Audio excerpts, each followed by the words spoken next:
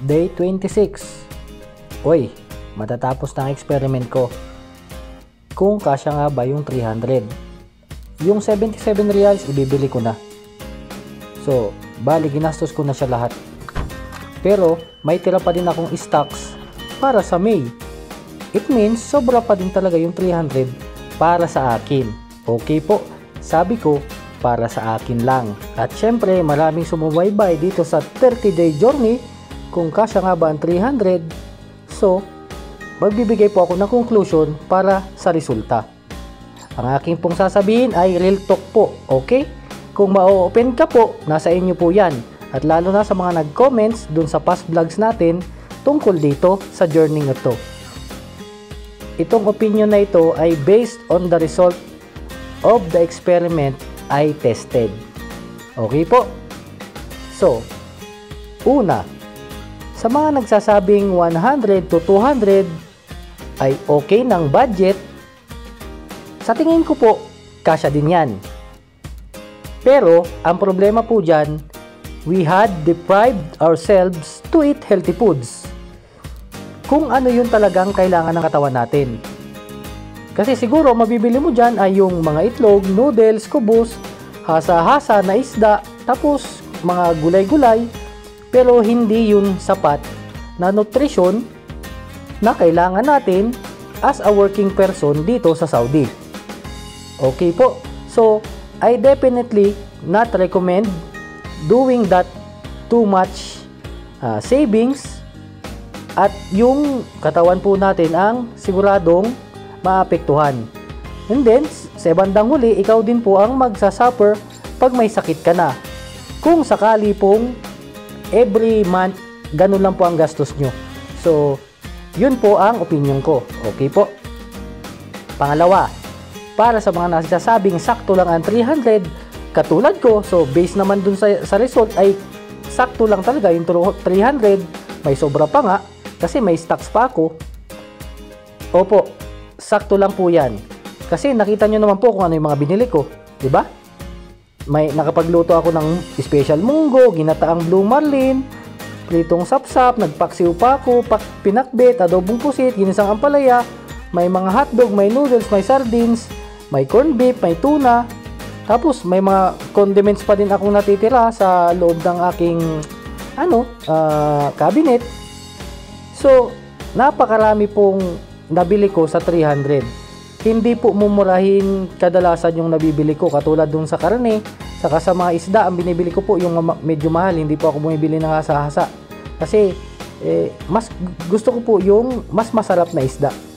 So, ang resulta nun is nakuha ko nga yung 300, sapat siya, pero hindi ko po nakain yung mga kagaya ng sa restaurant. Minsan magkakabsa ako, minsan magsashawarma, minsan mag-aalbike, minsan magja-jollibee. Hindi ko po magagawa yun sa loob ng 300. Kumbaga, wala po akong luhong mabibili kung 300 lang po ang babasihan ko para lang sa pagkain ko.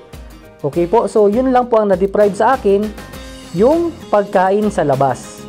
Pero basically what I need, nabili ko po, puro healthy po yung nabili ko, so sobra po yung 300 at kasya pa. Okay? So, ang nabili ko lang sa 300 is basic necessities lang na allocated ng company.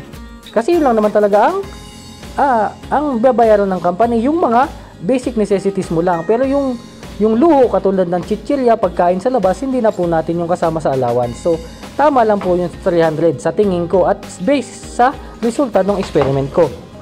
Pangatlo, sa mga nagsasabing 400 to 700 o mas malaki pa ang nagagastos ko, ay nila, sigurado po sobrang sobra yun. Okay po, so ito po yung baka may ma-open na iba. Ito lang po sasabihin ko. Baka sila po yung sumasahod ng malaki, kaya kaya nilang gumastos ng ganun. Ako hindi ko kaya. Kahit na medyo magandang sahod ko, hindi ko po kayang gumastos ng ganun. And then, maybe sila yung nagsasabi na deserve ko kumain sa labas, deserve ko gastusin ng pera ko, kasi ako yung nagtatrabaho, ako yung kumakayod, ako yung papakahirap. Opo, tama naman po sila eh. Unang-una, pera nila yon. Or baka, mayaman na po sila sa Pinas. Or, talagang medyo may kagandahan na ang buhay nila dito sa Saudi. But the fact na hindi ka pa po mayaman sa Pinas, sa akin po parang medyo malaking problema yon. Kasi yun kadalasan ang gawa nila dito is they spend too much rather than to save or invest. So ang final conclusion ko po dyan sa experiment na ito, ang nasa isip ko po kasi ay yung pamilya ko sa Pinas. Kasi nga kaya po ako nag-abroad, may pangako po ako sa pamilya ko. At yung pangako kong yun ay hindi ko po kinalimutan sa sarili ko 7 years ago. Ang pangako ko po sa sarili ko, bibigyan ko po ng magandang buhay ang pamilya ko. Lahat gagawin ko para magkaroon ng ginhawa ang pamilya ko, which I did and never forget.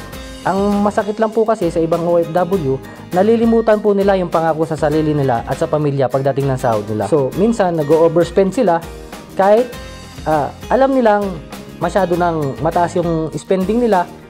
Okay lang sa kanila kasi sabi nga nila darating naman ang pera.